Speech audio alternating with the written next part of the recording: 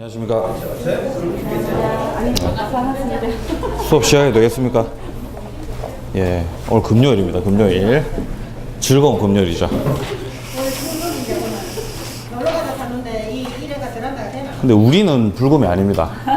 우리는 토요일에 중개사법 수업이 있기 때문에 불금이 안 되죠, 우리는. 예, 안타깝습니다만. 네. 자, 우리 지난 시간에 유치권 끝을 못 냈기 때문에 안 끝낸 부분 보고 저당권 들어가겠습니다. 149페이지 보시면요. 자, 밑에 326조 보시면요. 자, 유치권 행사는 채권의 소멸시효 진행에 영향을 미치지 아니한다 라고 되어 있죠. 유치권자는 어쨌든지 채권을 가지고 있는 거죠. 근데 채권은 소멸시효가 진행이 되죠, 원래. 근데 유치권을 가지고 있다고 해서 그 채권의 소멸시효가 중단되는 게 아니라는 겁니다. 소멸시효는 소멸시효대로 진행을 해요. 유치권을 가지고 있다고 해도. 예. 자, 그다음 그 밑에 327조 봅니다. 채무자는 상당한 담보를 제공하고 유치권의 소멸을 청구할 수 있다는 겁니다.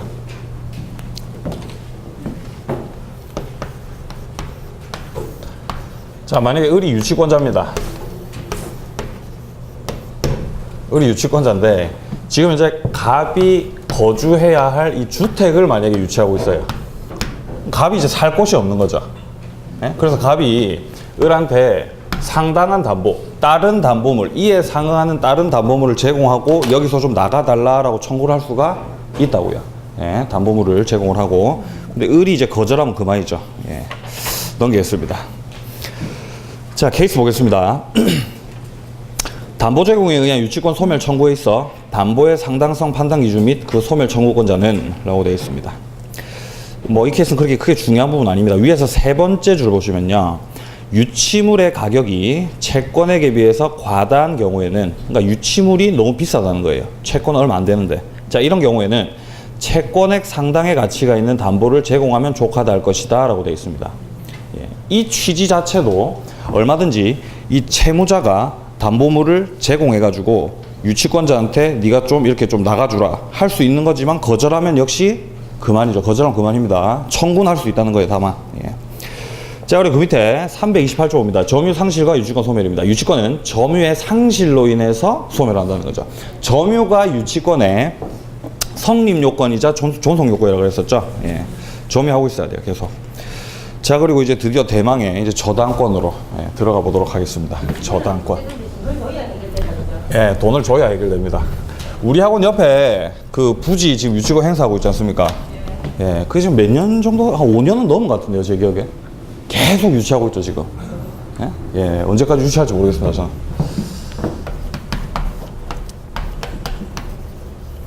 자, 저당권입니다. 자, 이 저당권은 말이죠. 자, 최초에 갑과 을이 이 금전 소비대차 계약을 체결하자. 금전 소비대차 계약이 뭡니까? 돈 빌리는 겁니다. 돈 빌리는 거. 금전 소비대차 계약을 통해서 갑이 채무자고 을이 채권자예요. 갑이 을한테 이제 돈을 빌렸기 때문에 나중에 갚아야 됩니다. 근데 을은 그냥 채권만 가지고 있으면 이거를 담보하기가 좀 힘들 수가 있기 때문에 금전 소비대차 계약 이후에 저당권 설정 계약을 하는 거죠. 저당권 설정 계약을 딱 하고 나면은 을은 이제 채권자이면서도 이제 저당권자가 되는 거예요. 그리고 갑은 이제 저당권 설정자가 되겠죠. 자, 근데 여기서 을이 가지고 있는 채권 그리고 저당권 이것 중에서 주종이 있다 그랬죠. 뭐가 줍니까? 그렇죠. 예, 채권이 줍니다. 채권이 주고 저당권이 종입니다. 예. 그렇기 때문에 만약에 여기서 갑이 을한테 돈을 갚았어요. 그래서 을이 가지고 있던 채권이 없어졌어요. 그러면은 저당권 말소 등기를 안 해도 저당권은 소멸하는 겁니다. 예, 주종이기 때문에. 자, 그리고 반대로 만약에 갑이 을이 가지고 있는 저당권을 불법으로 만약에 말소시켜 버렸어요. 그렇다 하더라도 을이 가지고 있는 이 채권 없어집니까? 안 없어집니까? 안 없어진다는 거예요. 예, 주종이라서 그렇습니다. 주종이라서. 자, 그리고 자, 책을 보겠습니다. 자, 356조입니다. 저당권자는 채무자 또는 제3자가 점유를 이전하지 아니하고 채무의 담보로 제공한 부동산에 대해서 다른 채권자보다 자기 채권의 우선 변제를 받을 권리가 있다라고 되어 있습니다. 이 우선 변제권에 대해서 얘기하고 있죠. 이게 저당권의 핵심이죠. 예, 우선 변제권, 저당권 핵심입니다. 자, 밑에 네모 1번에 저당권자 보시면요, 피담보 채권의 채권자에 해당한다라고 되어 있어요. 물론 당사자가 합의를 하면은 채권자는 따로 있고 저당권자는 또 다른 놈이고 이럴 수도 있지만 원칙적으로는 피담보 채권을 가지고 있는 애가 저당권자입니다. 예, 일단 원칙 알고 계십시오. 자, 그리고 네모 2번에 보시면은 채무자 또는 제3자라고 되어 있어요. 자, 저당권 설정자는 피담보 채권의 채무자 및 제3자 물상보증인이다 라고 되어 있습니다. 자, 갑과 을이 금전 소비대차 계약도 체결을 하고 저당권 설정 계약도 체결을 하면은 갑은 채무자이자 설정자가 되는데 이런 경우가 있을 수 있죠. 자, 금전 소비대차 계약은 갑과 을이 체결을 하고요. 그 다음에 저당권 설정 계약은 예를 들어서 병이란 애랑 이제 체결을 하는 거죠. 자, 요렇게 되면은 갑 같은 경우는 일단 채무자죠. 금전 소비대차 계약 체결했으니까요. 하지만 설정자가 병이 될 수가 있다는 거예요. 이제 병 얘가 이제 제3자죠. 얘를 이제 물상 보증인이라고 합니다. 아시겠어요? 만약에 갑이 돈을 안 갚았다. 그럼 이제 얘가 살고 있는 주택이 그냥 이렇게 날아가 버리는 거죠. 이해되시죠? 뭔 말인지? 예. 이럴 수가 있죠. 얼마든지. 자, 그리고 그 밑에 이제 내려와 보시면은 네모 3번에 보시면요. 저당권은 점유물 수반하지 않는다라고 되어 있습니다. 점유를 수반하지 않아요. 예. 그렇기 때문에 오른쪽에 보시면은 저당물 반환 청구권이 부정된다라고 되어 있죠. 반환 청구권 안 된다 그랬습니다. 반환 청구권 안 되는 한 놈 더 있죠. 누굽니까? 어떤 물건이 반환 청구권이 안 됩니까? 유치권요? 그렇죠. 지역권이죠. 예. 반환 청구가 안 되는 거. 지금 우리가 하고 있는 저당권. 반환 청구 안 돼요. 그리고 지역권이죠. 안 됩니다. 반환 청구. 왜 안 된다 그랬습니까? 그렇죠. 점유를 수반하지 않기 때문에 나한테 반환하라고 할 수가 없는 거죠. 예. 유치권자는 점유를 하고 있기 때문에 점유 보호 청구권 행사할 수 있어요. 유치권자. 네, 네, 아시겠죠? 자, 그 다음에 자, 보시면요. 자, 이제 넘어갑니다. 자, 넘어가세요. 자, 관련 판례 1번입니다. 자, 저당 목적물의 소유자가 체납하고 있는 국세는 그 법정기일 전에 설정된 저당 채권에 우선하지 못한다라고 되어 있습니다. 이게 무슨 말이냐면은 법정기일이라는 게 이제 고지서 발송일이거든요. 세금 내라고 하는. 그 전에 이미 저당 채권이 먼저 설정되어 있다라고 한다면, 저당권이 설정되어 있다라고 한다면은 그의 저당권이 우선한다는 겁니다. 이해되시죠? 예, 이 뭐 별로 중요한 판례는 아닙니다. 근데 뭐 당연한 말 하고 있습니다, 지금. 자, 그러나 저당 목적물에 부과된 국세와 가산금은 그 법정 기일에 설정된 저당권에 언제나 우선한다고 되어 있어요. 만약에 같은 날에 그 법정 기일에 저당권이 설정된 상태라고 한다면 그때는 국세가 우선한다는 거예요. 이해하시겠어요? 뭔 말인지? 시간적 차이는 네, 시간 차이 상관없습니다. 같은 날이라면. 그리고 근데 만약에 국세가 먼저 우선하고 있어요. 그럼 당연히 국세가 우선하겠죠. 예, 하지만 저당권이 우선하면 저당권이 우선하고 같은 날이면은 국세가 우선하고 이런 내용입니다. 지금 이게. 예. 밑에 있는 부분은 그냥 보지 마시고요. 이까지만 딱 보고 넘어가세요. 중요한 판례가 아니니까요. 자, 그 다음에 판례 2번 봅니다. 저당권과 피담보 채권입니다. 자, 판례에 의하면 담보물권의 등기는 그 담보물권 자체뿐만 아니라 이에 상응하는 피담보 채권이 존재하는 것으로 추정한다라고 되어 있어요. 자, 만약에 등기부를 떼보니까 을이 저당권자란 말입니다. 을이 저당권을 들고 있다라고 한다면은 당연히 이 갑과 을 사이에 금전 소비대차 계약이 있었고 을이 채권을 가지고 있을 것이다 라고 추정할 수 있겠죠. 당연히 그렇겠죠. 예? 저당권자가 되려면은 계약을 두 개를 해야 되잖아요. 금전 소비대차 계약도 해야 되고 저당권 설정 계약도 해야 되거든요. 근데 등기부 때 보니까 얘가 저당권자란 말이에요. 그럼 당연히 을쟤는 채권을 가지고 있겠구나 이렇게 추정을 할 수가 있다는 말입니다. 그 말입니다. 지금 이게. 자, 보겠습니다. 판례에 의하면 담보물권 등기는 담보물권 자체뿐만 아니라 이에 상하는 피담보 채권이 존재하는 것으로 추정이 됩니다. 이게 이제 판례 2번이고요. 자, 그다음에 판례 3번 보겠습니다. 자, 물권의 등기는 물권의 효력 발생 요건이고 효력 존속 요건이 아니기 때문에 그 밑에 줄에 등기가 불법 말소된 경우에 자, 그 다음에 다시 그 밑에 줄로 내려갑니다. 물권은 소멸하지 않고 말소된 등기에 대한 회복 등기가 행해지면 그 회복 등기는 말소된 존정 등기와 동일한 순위의 효력을 가진다라고 되어 있습니다.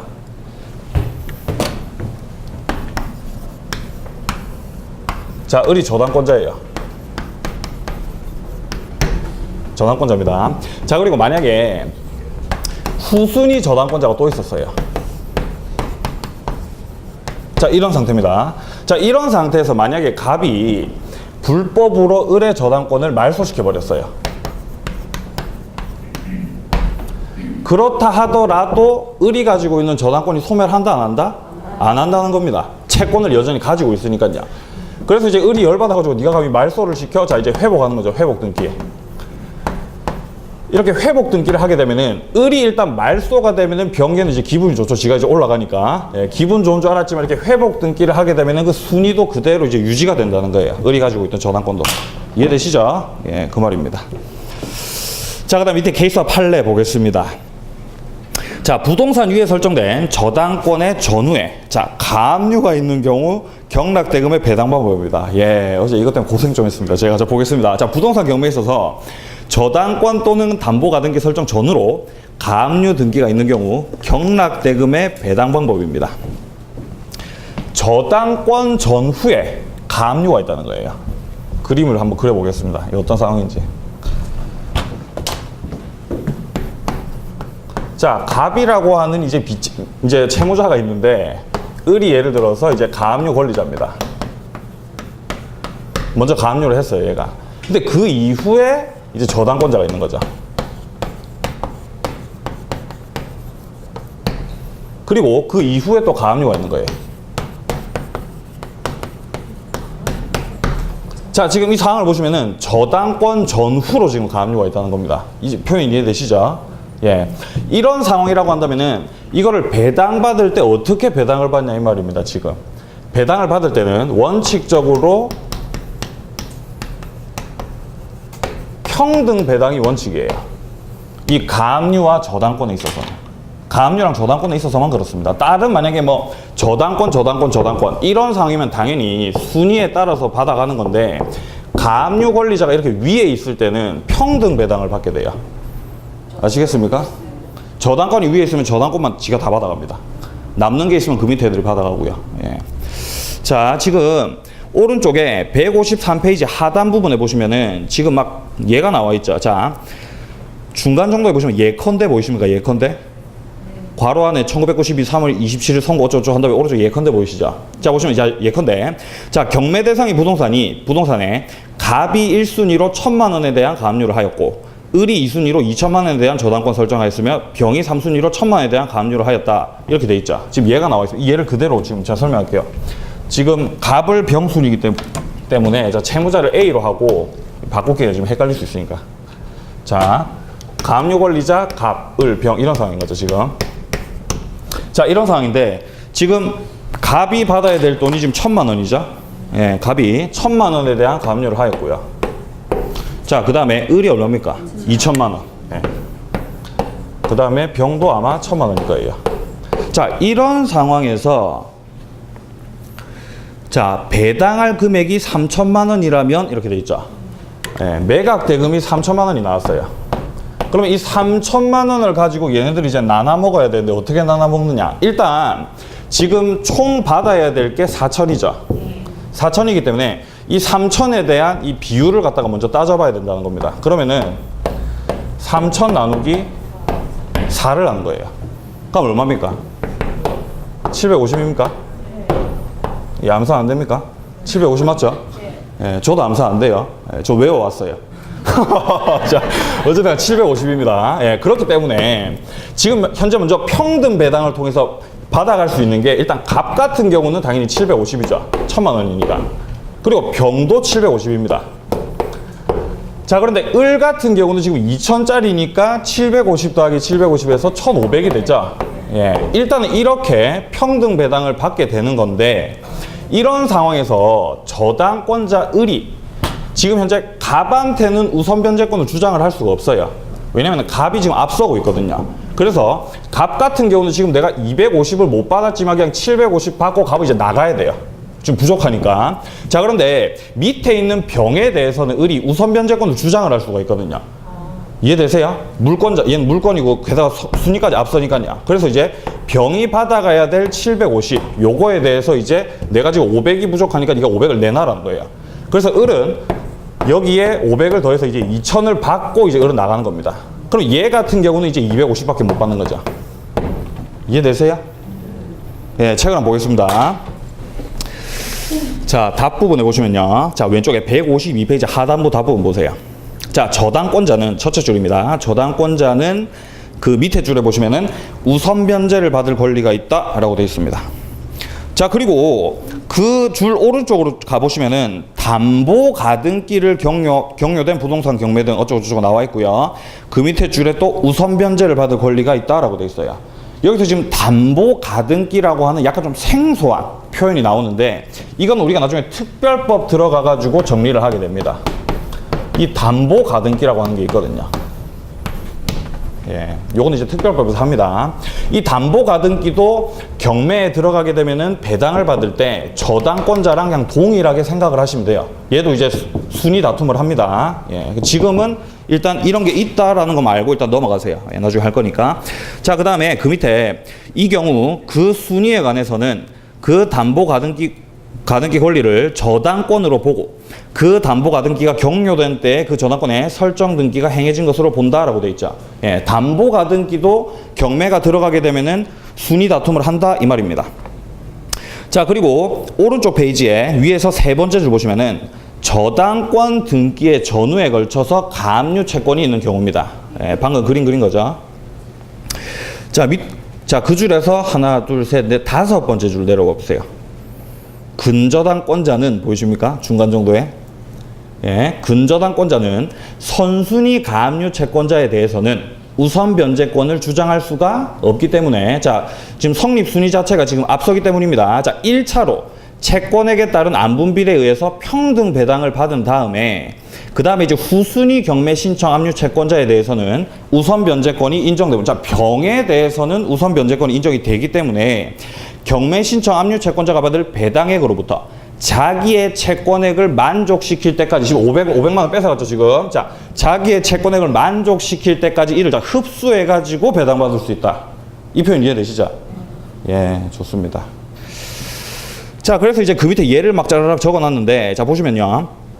자, 먼저 갑이 1순위로 1000만 원, 그 다음에 을이 2순위로 2000만 원, 그 다음에 병이 3순위로 1000만 원이다 라고 나와 있고, 쭉 보시면은 그 부동산이 경락되어 경매 비용을 자 공제하고 배당 금액이 자 만약에 3천만 원이다 라고 한다면은 일단 갑은 750, 그리고 괄호 안에 막 수식이 나와 있죠. 다 무시하세요, 이런 거요. 이거 엄청 복잡합니다. 이대로 하지 마세요. 그냥 제가 하는데 그냥 나누기 4 하면 됩니다. 자, 그 다음에 을은 1500, 그 다음에 병은 750 보이십니까? 예, 괄호 안에 일단 무시하세요.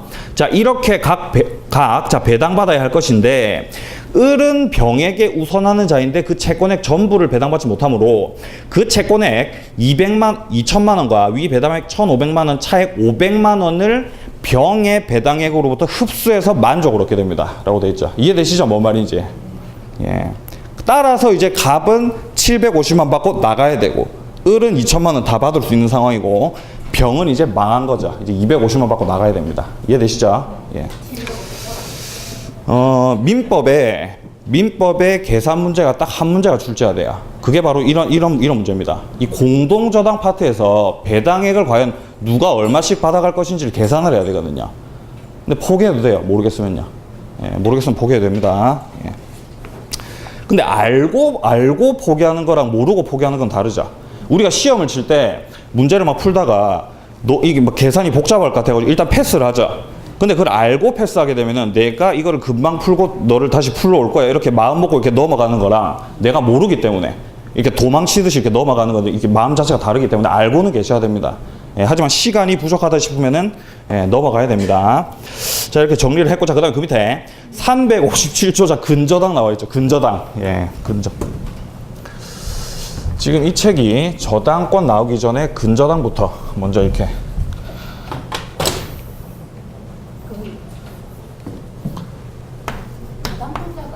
예. 예. 세 번째도 그거에 벗어나는 거예요? 예, 뭐라고요? 저당권자가. 예. 그러니까 두 번째. 예, 두 번째. 저당권자가 예, 예. 물건이라서 세 예. 번째 채권에 대해서 우선 변제를 받을 수 있어서 그렇게만은 볼 수 없는 거죠. 순위 자체가 앞서고 있으니까요. 근데 저 순위가 1순위도 있었잖아요. 그 가압류 채권, 그러니까 걔한테는 그러니까 우선 변제 주장을 못 하는 거죠. 두 번째 예. 두 번째 그 사람은 왜 우선 변제를 할 수 있나요? 아, 그거는 이제 선생님 지금 좀 이렇게 혼동요신 같아가지고 수업 끝나고 제가 좀 설명드리겠습니다. 시간 때문에. 예, 죄송합니다. 자, 갑과 을이 이렇게 있는데, 을이 만약에 근저당권자입니다. 근데 을이 저당권자가 될 수도 있는데 왜 근저당권자가 되느냐? 근저당권이 저당권에 비해서 더 좋은 점이 있거든요. 왜냐면은 근저당권 등기를 하게 되면은 이 채권 최고액이라고 하는 걸 등기를 해요. 자, 예를 들어서 갑이 을한테 돈을 빌리기는 금전 소비대차 계약을 체결할 당시에는 뭐 대략적으로 1,000만 원을 빌렸다고 칩시다. 그런데 근저당권 등기를 하게 될 때는 채권 최고액을 등기를 해야 되거든요. 근데 채권 최고액은 대략적으로 뭐 한 1,500만 원 이런 식으로 등기를 하게 됩니다. 왜 그렇습니까? 그렇죠. 이자 때문이죠. 만약에 네가 이자를 안 냈을 때 내가 못 받을 수가 있기 때문에 이렇게 좀 약간 여유를 두고 이렇게 등기를 한다는 거예요. 그래서 등기부에 1,500이라고 이렇게 딱 등기가 돼요. 그러면은 이 채권 최고액 1,500 범위 내라고 한다면은 을은 이 자기의 채권이 예를 들어서 1,000만 원을 넘었을 때 그때 이 1,500에 대해서 우선 변제권을 주장을 할 수가 있게 되는 거죠. 이게 이제 근저당권인데, 근저당권 같은 경우는 여러분들이 어떻게 생각하시면 되냐면은 이 갑의 채권액이 확정이 되어 있는 게 아니에요. 앞서 얘기했던 저당권 같은 경우는 내가 만약에 뭐 돈을 갖다가 뭐 한 500을 빌렸다. 그러면은 그 500에 대해서 그냥 이자만 내고 이런 식으로 500으로 딱 확정이 되어 있는데, 얘 같은 경우는 만약에 1,000만 원을 이렇게 빌린 상황이다라고 하더라도 이 뭡니까? 채권액이 이렇게 계속 이렇게 이렇게 왔다 갔다 이렇게 한다는 거예요. 이런 식으로. 예? 이게 뭔 말이죠? 마이너스 통장 생각하시면 돼요. 마이너스 통장. 갑이 돈을 이렇게 쓰다가 또 갚았다가 또 쓰다가 갚았다가 이런 식으로 계속 채권이 이렇게 확정이 되어 있지 않고 계속 증감 변동한다는 겁니다. 그게 이제 근저당이에요. 근저당. 그거를 담보하겠다는 거예요. 하지만 채권 최고액 1,500 범위 내에서 이제 담보를 하겠다라는 거죠. 자, 그래서 이렇게 쭉 가다가 만약에 채권액이 이렇게 막 변동을 하다가 만약에 이렇게 0이 됐어요. 채권액이. 특정 시점에 채권액이 0이 된다 하더라도 근저당권은 소멸하지 않는 거죠. 원래 저당권이라고 한다면은 채권액이 없어지면 소멸하죠. 근데 근저당권 같은 경우는 부종성의 완화라고 해가지고 이게 소멸하지 않습니다. 특정 시점에 0이 됐다고 하더라도 돈을 또 쓸 거거든요. 이렇게 또 올라갈 수가 있기 때문에 소멸하지를 않습니다. 예. 일단 설명 이 정도로 하고 계속 책을 보겠습니다. 자, 먼저 1항에 보시면은, 자, 저당권은 그 담보할 채무의 최고액만을 정하고 채무의 확정을 장래에 보류해서 이를 설정할 수 있다는 겁니다. 최고액, 채권 최고액을 정하고 장차 확정될 채권을 이제 담보를 한다는 거죠. 자, 이 경우에는 그 확정될 때까지의 채무의 소멸 또는 이전은 저당권에 영향을 미치지 않는다는 겁니다. 이 말이 무슨 말이냐면은 채권액이 변동되더라도 근저당은 확정 전에 그냥 그대로 있다라는 거예요. 확정이 딱 됐을 때 그때는 이제 딱 근저당이 이제 저당권이 되는 거지만 확정되기 전이라고 한다면은 근저당은 그대로 영향을 받지 않는다는 겁니다. 자, 그다음에 그 밑에 2항에 채무의 이자는 최고액 중에 산입한 것으로 본다라는 겁니다. 그렇기 때문에 채권 최고액을 조금 높여서 이제 등기를 하죠, 실무적으로. 자, 그 밑에 근저당 나와 있습니다. 자, 특성에 보시면은 장래에 증감 변동하는 불특정의 채권을 담보한다는 겁니다. 자, 이 점에서 장래 특정 채권을 담보하는 저당권과 구별이 돼요. 부종성의 완화죠. 여기서 말하는 이 부종성이라는 게 뭐냐면은 피담보 채권이 소멸하면 저당권도 소멸한다라고 하는 게 부종성이에요. 근데 근저당은 이 부종성의 완화라고요. 특정 시점에 채권액이 0이 된다 하더라도 근저당권은 소멸한다 안 한다? 안 한다는 겁니다. 이게 부종성의 완화입니다. 넘기겠습니다. 자, 넘기시면 자, 등기 부분에 보시면요. 자, 필요적 등기 사항이 있어요. 자, 당연히 근저당권이라고 하는 그 취지가 등기가 돼야 되고요. 따라서 이제 이 을 같은 경우는 근저당권자로 딱 들어가는 거예요. 등기부에. 그 다음에 채권 최고액 반드시 들어가야 됩니다. 채무자도 반드시 들어가야 되죠. 자, 그리고 그 밑에 근저당의 최고액의 범위 부분에 보시면은 자, 먼저 원본, 자, 원금이 당연히 포함되겠죠. 자, 그러면 이자, 위약금, 그 다음 지연배상. 예, 이자 안 냈을 때 이제 지연배상 되겠죠. 자, 근데 오른쪽에 보시면은 1년분에 한정이 되지 않고 최고액에 포함되는 이상 모두 담보된다라고 되어 있어요. 여러분들, 저당권은 말이죠. 저당권은 이 지연이자가 1년분에 한정이 돼요. 만약에 1년분에 한정을 안 시키면은 이자가 계속 늘어나가지고 완전히 그냥 그냥 집을 그냥 꼴딱 삼켜버리겠네요. 그렇기 때문에 1년분에 한정을 하게 되는데 근저당은 한정이 안 돼요.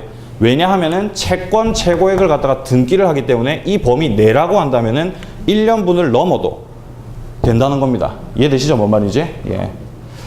자, 그리고 밑에 동그라미 4번에 실행비용은 제외됩니다. 예, 실행비용은 제외. 자, 그다음 판례 1번 보겠습니다. 근저당권자가 소유권을 취득하면 그 근저당권은 혼동에 의해서 소멸하고 혼동에 의한 물권 소멸의 효과는 절대적이기 때문에 그 뒤 그 소유권 취득이 무효인 것이 밝혀지면 소멸하였던 근저당권은 부활한다라는 거죠. 이해되시죠? 이 문장. 예, 혼동 기억 안 나십니까?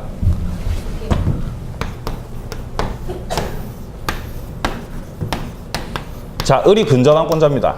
을이 근저당권자인데 이후에 갑과의 매매 계약을 통해서 근저당권자가 이후에 채무자와 매매 계약을 통해서 해당 목적물의 소유자가 됐습니다. 그러면 자기가 소유자가 됐기 때문에 이 근저당은 있을 필요가 없죠. 혼동으로 소멸하는 겁니다. 예, 없어지는 거예요, 이렇게. 자, 근데 만약에 이후에 매매 계약에 문제가 생겨가지고 이 매매 계약이 만약에 무효가 되었다 라고 한다면은 이 근저당, 소멸되었던 근저당은 부활하는 거죠. 이 말입니다, 지금. 예, 예. 자, 그 다음에 그 밑에 판례 2번 보세요. 판례는 존속기간 내지 결산기 등의 등기 여부는 당사자 자유지만 일단 등기된 경우에는 후순위 저당권 설정 후에 기간을 변경하였다 하더라도 원래의 기간 만료 후에 생긴 채권에 관해서는 후순위 저당권자에게 대항할 수 없다고 한다라고 되어 있어요. 어렵죠? 무슨 말인지 모르겠죠?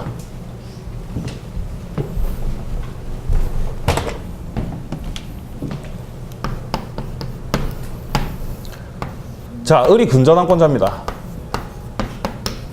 을이 근저당권자고 예를 들어서 갑한테 500만 원을 빌려줬어요. 예를 들어서 자, 500만 원을 빌려줬는데 결산기일을 등기하지 않아도 되는데 굳이 뭐 2017년 1월 31일을 결산기로 등기를 한 겁니다.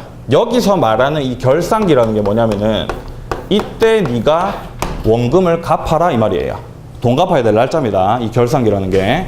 자, 그런데 이 결산기가 되었을 때 최초에는 500을 빌려줬었는데 일단 채권 최고액을 만약에 뭐 한 1000만 원 정도로 등기를 했다라고 쳤을 때 1월 31일자가 됐을 때 이자가 불어나가지고 한 800 정도가 됐거든요. 예를 들어서 800 정도가 됐는데 그 이후에 만약에 병이라고 하는 저당권자가 들어와 있습니다. 자, 이런 상태에서 결산기일을 좀 늦추자고 하는 거예요. 갑이. 내가 아직 돈을 못 갚겠으니까. 그래서 결산기일을 2018년 뭐 1월 31일로 만약에 늦추자. 이렇게 당사자 약정을 통해서 이렇게 늦췄어요.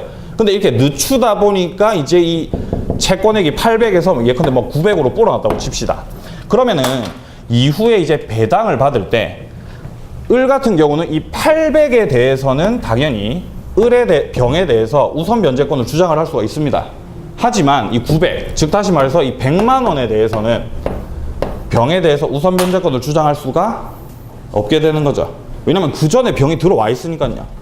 그러니까 병이 들어온 이후에 늘어난 이 채권에 관해서는 우선 변제권 주장할 수가 없는 거죠. 이해되시죠? 뭔 말인지? 문장만 이해하시면 돼요. 문장만. 네. 자, 그다음 판례 3번 보겠습니다. 자, 근저당권 실행입니다. 근저당권의 피담보 채권이 확정되기 전에 채권의 일부를 양도하거나 대위 변제한 경우 근저당권이 양수인이나 대위 변제자에게 이전할 여지가 없다라고 되어 있습니다. 이것도 어렵죠.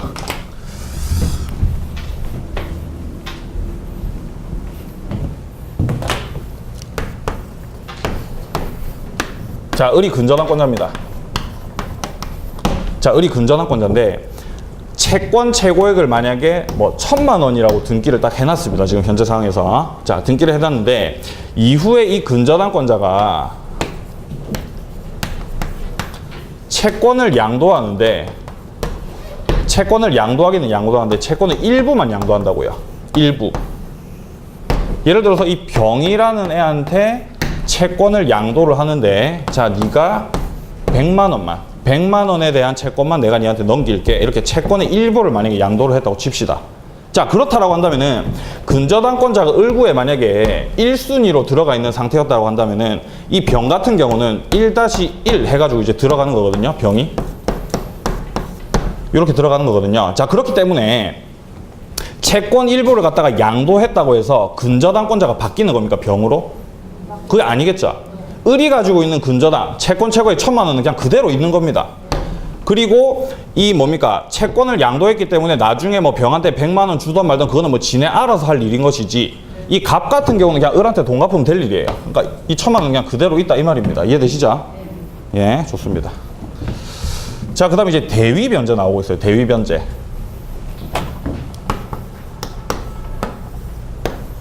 대위 변제가 뭐냐면은 예를 들어서 을이 이제 근저당권자인데 병도 근저당권자입니다.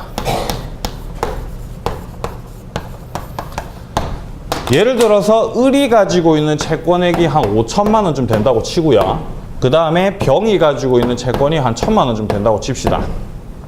자, 근데 이런 상황에서 병이 이제 순위를 높이고 싶으면은 이 을한테 이 5천만 원에 대해서 갑을 대위해서 변제를 할 수가 있거든요.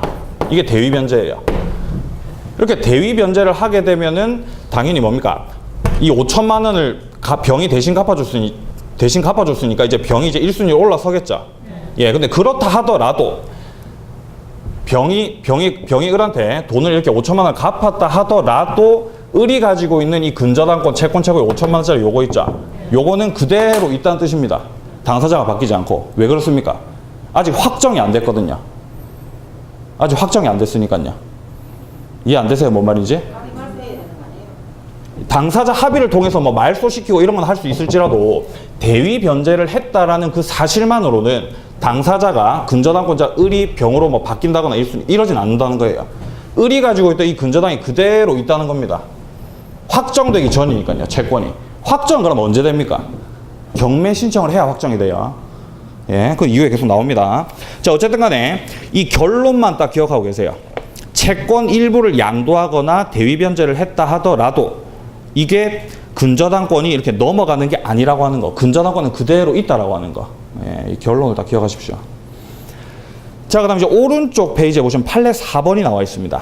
채무자가 동생 소유 아파트에 관해서 근저당권을 설정하고 대출을 받으면서 채권자에게 자신은 임차인이 아니고 위 아파트에 관해서 일체 권리를 주장하지 않겠다라고 내용의 확인서를 작성을 했는데 그 후 대항력 갖춘 임차인임을 내세워서 이를 낙찰받은 채권자의 인도명령을 다투는 것은 금반업 및 신의 측에 위배돼서 허용되지 않는다라고 되어 있어요. 자, 이게 지금 어떤 상황이냐면은 이게 아주 골 때리는 상황입니다. 이것도. 자, 예를 들어서 을이 현재 이제 채권을 가지고 있는 사람이고요. 지금 갑이 을한테 지금 돈을 빌렸습니다. 갑이 지금 채무자예요. 그래서 담보할 목적으로 내가 저당권 설정을 좀 해야 되겠다. 내가 좀 저당권자가 돼야 되겠다. 이런 상황에서 갑이 자기 소유 목적물에 대해서 담보를 제공한 게 아니라 만약에 뭐 병이라고 하는 동생이 있었는데 저당권 설정 계약을 이제 병과 을이 해가지고 을이 이제 저당권자가 되고 병이 가지고 있던 그 소유 목적물을 이제 담보한 거죠. 병은 누굽니까? 그렇죠. 물상 보증이죠. 병물상 보증입니다. 이제 갑 동생이죠, 얘가. 자, 근데 저당권 설정 계약을 체결할 당시에는 뭐 갑이 그 주택에 거주를 하고 있었나 봐요. 내가 이후에 어떤 상황이 생기더라도 임차권을 주장한다거나 그런 거 내가 하지 않을게라고 당사자가 지금 약정을 한 거죠. 근데 이후에 이제 얘가 이제 경매 신청을 해가지고 배당 받으려고 보니까 야, 나 임차권자였어. 이런 식으로 해가지고 이제 막 순위를 다투고 막 나도 배당 받아야겠어. 이렇게 하는 거는 안 된다는 겁니다. 이해되시죠? 여기서 말하는 이 금반원이라고 하는 게 금지한다는 거예요. 반대되는 말을 금지한다는 거예요. 말의 앞뒤가 안 맞다는 거예요. 그렇게 하면 안 된다는 겁니다. 지금 책을 보시면은 첫 번째 줄에 대출을 받으면서 채권자에게 자신은 임차인이 아니고 그리고 이 아파트에 대해서 일체 권리를 주장하지 않겠다라고 확인서까지 작성해 줬죠. 예. 돈을 빌릴 당시에는. 자, 근데 그 이후에 갑자기 내가 대항력 감춘 임차인이다. 예? 인도 명령을 막 다투고 이렇게 하는 거는 이제 안 된다는 건 신의식상 위배된다는 겁니다. 예, 그런 판례였습니다. 자, 그다음 그 밑에 케이스 1번 보시면요. 갑은 을로부터 금원을 차용하고 그 담보로 갑 소유 부동산에 대한 근저당권을 설정하면서 그 채권 최고액을 5천만 원으로 정했는데 갑이 을에 대한 위 채무의 총액이 채권 최고액을 초과했습니다. 자, 이 경우에 갑이 위 채권 최고액만 변제하면 위 근저당권에 말소 등기를 청구할 수 있겠냐 이 말입니다. 자, 이 판례를 통해서 여러분들이 많은 걸 아마 아실 수가 있을 거예요. 지금 5천만 원짜리 채권 최고액이죠. 자, 을이 근저당권자고 채권 최고액이 5천만 원입니다. 최초로 빌린 돈 얼마로 나와 있습니까? 예, 최초 빌린 돈 안 나와 있죠. 자, 채권 최고액이 자우정 5천만 원이에요. 근데 갑이 이제 을한테 빌린 돈이 얼마인지는 현재는 알 수는 없지만 어쨌든 간에 이자가 쌓여가지고 이 채권 최고액 5천만 원을 넘어버렸다고요, 갑이. 예, 돈을 더 갚아야 돼요. 뭐 예를 들어서 한 1억 정도를 갚아야 된다고 칩시다. 1억이 돼버렸어요. 그러면은 갑이 을한테 네가 가지고 있는 채권 최고액이 5천만 원이니까 나는 5천만 원만 변제를 할 테니까 너 나가라. 이렇게 할 수 있다, 없다? 없다는 겁니다. 없다는 거예요. 이 1억을 싹 다 갚아야 돼요. 이 1억을 다 갚아야 1억을 전부 다 갚아야 이제 근저당권을 말소시킬 수가 있는 겁니다. 아시겠습니까? 그러면 채권 최고액이 도대체 뭔 의미가 있어요? 그럼 이거 왜 설정하는 겁니까 도대체?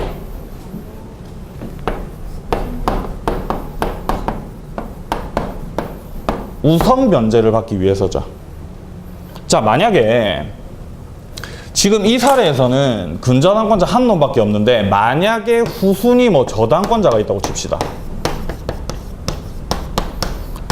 후순위 저당권자가 있는 상태라고 한다면은 만약에 누군가가 경매 신청을 해가지고 경매로 넘어갔을 때 매각 대금이 만약에 1억이다. 그러면은 이 근저당권자는 이 5천만 원에 대해서만 우선 변제권을 주장을 할 수가 있기 때문에 5천만 원을 먼저 받고 그 다음에 이제 병이 받아가는 겁니다. 후순위 권리자가 있으면요. 자, 그런데 지금 이 사례에서는 지금 후순위 권리자가 없죠. 없기 때문에 채권 최고액이 5천만 원이라 하더라도 갑이 빚지고 있는 이 1억 싹 다 갚아야 말소를 시킬 수가 있다는 겁니다. 이해되시죠? 좋습니다. 자, 답 부분에 보시면은 밑에서 하나, 둘, 셋, 넷, 다섯 번째 줄 보시면요. 자, 채권 전액의 변제가 있을 때까지 근저당의 효력은 잔존 채무에 여전히 미친다고 할 것이고 근저당권에 의해 담보되는 채권액의 범위는 차순위 담보권자, 담보물의 제3취득자 및 단순한 물상보증인으로서의 근저당권 설정자에 대한 관계에서만 거론될 수 있을 것이고 그 밑에 줄에서 갑은 위 근저당권 최고액만을 변제하고 위 근저당권의 말소 등기 절차 이행을 청구할 수 없다라고 되어 있습니다. 근저당권을 말소하려면 싹 다 갚으라는 거예요. 자, 그런데 지금 여기서 이 거론하고 있는 차순위 담보권자, 그 다음에 제3취득자, 물상보증인 이런 데 나오고 있죠. 여기서 말하고 있는 자, 물상보증인이라든가 제3취득자 이런 애들 같은 경우는 채권 최고액만 변제를 하면은 말소를 시킬 수가 있어요. 근데 채무자는 싹 다 변제를 해야 됩니다. 자, 이게 뭔 말이냐면은 예를 들어서 갑과 을이 금전 소비대차 계약을 체결해서 갑이 현재 채무자인데 저당권 설정 계약은 병이라는 애랑 했어요. 그러니까 병이 지금 현재 예를 들어서 물상 보증인이다. 이런 상황에서 갑이 돈을 안 갚으니까 이제 을이 병에 대해서 이제 경매 신청을 하겠죠. 근데 이런 상황에서 병은 자기가 뭡니까? 돈을 빌린 것도 아닌데 갑이 빚지고 있는 거를 싹 다 갚아야 되면 너무 억울하죠. 그러니까 채권 최고액에 대해서만 변제를 하면은 말소를 시킬 수가 있는 거예요. 그럼 이 을 같은 경우는 못 받은 돈이 있겠죠. 그건 이제 일반 채권으로 남게 되는 겁니다. 그건 갑한테 받아야죠. 이해되시죠? 자, 그리고 제3취득자가 뭐냐면은 저당권자가 들어온 이후에 만약에 해당 목적물을 샀거나 아니면은 전세를 살거나 뭐 지상권자라든가 이런 애들이에요. 이런 애들 같은 경우는 해당 목적물을 가지고 있거나 아니면 사용을 해야 될 애들이기 때문에 이 저당권자가 받아야 될 채권액 있죠. 그거를 대신해서 변제를 할 수가 있거든요. 갑이 빚지고 있는 거를 변제를 해줄 수가 있는데 이렇게 변제를 할 때에도 채권 최고의 범위 내에서만 변제를 하고 나가라라고 할 수가 있다고요. 이해되세요? 뭔 말인지? 예. 하지만 채무자는 싹 다 갚아야죠. 그래야 말소를 시킬 수가 있습니다. 그 말이었습니다. 네. 자, 그다음 케이스 2번 보세요. 자, 근저당권자의 채권 청액이 채권 최고액을 초과하는 경우. 자, 또 초과하고 있습니다. 자, 근저당권자와 채무자 겸 근저당권 설정자 사이에서 근저당권에 효력이 미치는 범위는 나와 있습니다. 싹 다 갚아야 된다 그랬습니다. 밑에서 세 번째 줄 보세요.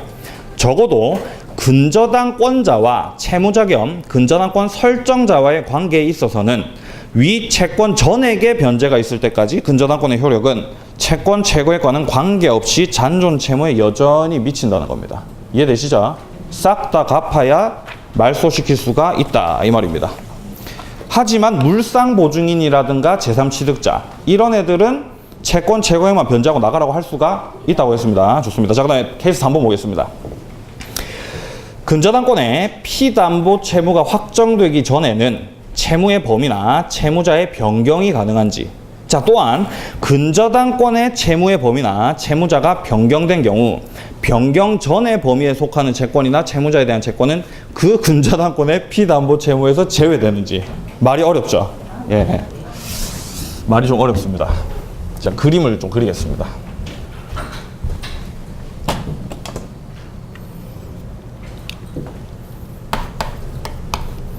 자, 역시 을이 근저당권자예요.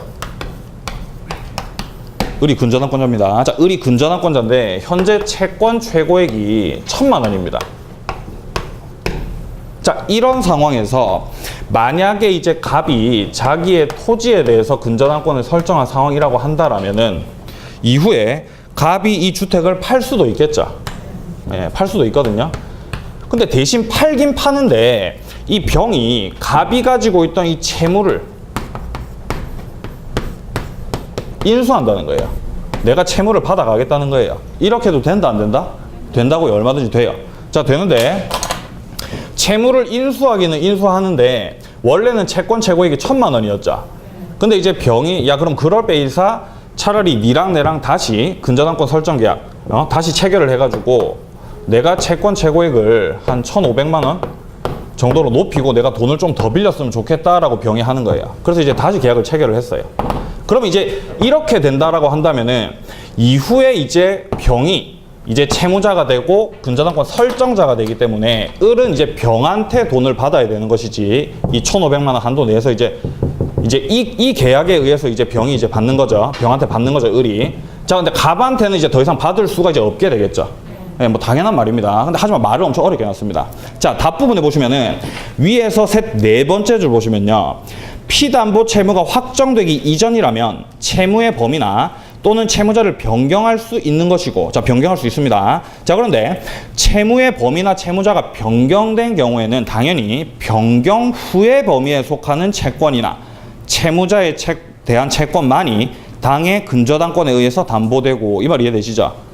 예, 그러니까 요 계약을 통해서 병한테만 주장을 할 수가 있는 것이고, 변경 전의 범위에 속하는 채권이나 채무자에 대한 채권, 갑한테는 돈을 갚으라고 할 수가 있다 없다? 없다는 거예요. 그 근저당권에 의해서 담보되는 채무의 범위에서 제외된다는 겁니다. 갑은 그러니까 털고 나가는 거죠. 그리고 을은 병한테 이제 돈을 받아야 된다 이런 취지입니다. 이해되시죠? 예. 자, 그다음 그 밑에 케이스 4번 보겠습니다. 근저당권자가 경매 신청을 했습니다. 피담보 채권액의 확정 시기가 나와 있어요. 자, 과연 그러면 이 피담보 채권액이 언제 확정이 되느냐 하는 문제인데, 자, 을이 근저당권자입니다. 자, 예를 들어서 채권 최고액을 갖다가 뭐 한 1,000만 원이라고 칩시다. 하지만 실질적으로 돈을 빌려준 거는 뭐 한 800만 원 정도가 돼요.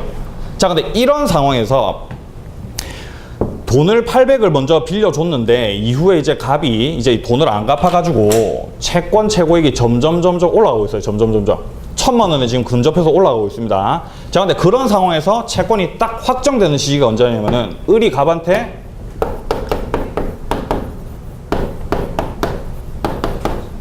경매 신청을 딱 하게 되면요. 그러면 그때서 바로 이제 채권이 확정이 딱 돼요. 그러면 그때부터는 그냥 저당권이랑 동일해져요. 채권이 다 확정이 됐으니까. 이해되세요? 뭔 말이지? 경매 신청을 할 당시에 만약에 채권이 만약에 한 900만 원이었다. 그럼 900으로 채권이 확정되는 겁니다. 이해되세요? 그러면 근저당권자는 경매 신청 안 하는 게 이득이네요. 맞죠? 계속 돈이 올라가니까요. 맞죠? 그럼 경매 신청 안 하겠네요. 맞죠? 예, 그런 경우 있습니다. 경매 신청 안 해요. 그냥 가만히 놔둡니다. 예, 하지만 만약에 이렇게 후순위 권리자가 있을 수가 있죠. 만약에 후순위에도 또 근저당권자가 있었어요. 자, 이런 상황이라고 한다면은 을이 지금 갑에 대해서 경매 신청을 할 수도 있겠지만 만약에 병이 갑한테 경매 신청을 할 수도 있죠.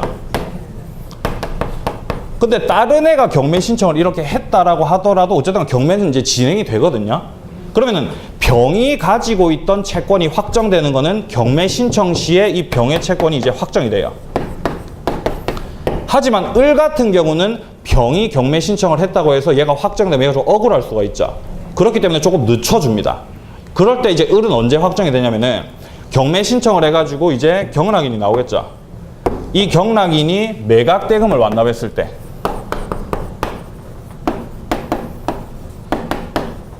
매각대금을 완납을 하고 정이 딱 소유자가 되는 그 순간, 그때 바로 딱 채권이 확정이 돼요. 을 같은 경우는. 이해되세요? 예. 구분하시고요. 자, 그 다음에 이제 그 밑에 358조, 예, 전환권 효력 나와 있습니다. 지금 이제 근저당권이 일단 끝나고 이제 다시 이제 저당권으로 또 들어가게 되는데, 여러분들 아무래도 이 근저당부터 하다 보니까 조금 이제 내용이 좀 어려웠을 것 같은데, 다음 시간에 저당권 살펴보면서 조금 더 저당권을 좀 정리하도록 하겠습니다. 예, 우리 또 월요일에 또 건강한 모습으로 만나도록 하겠습니다. 수고하셨습니다.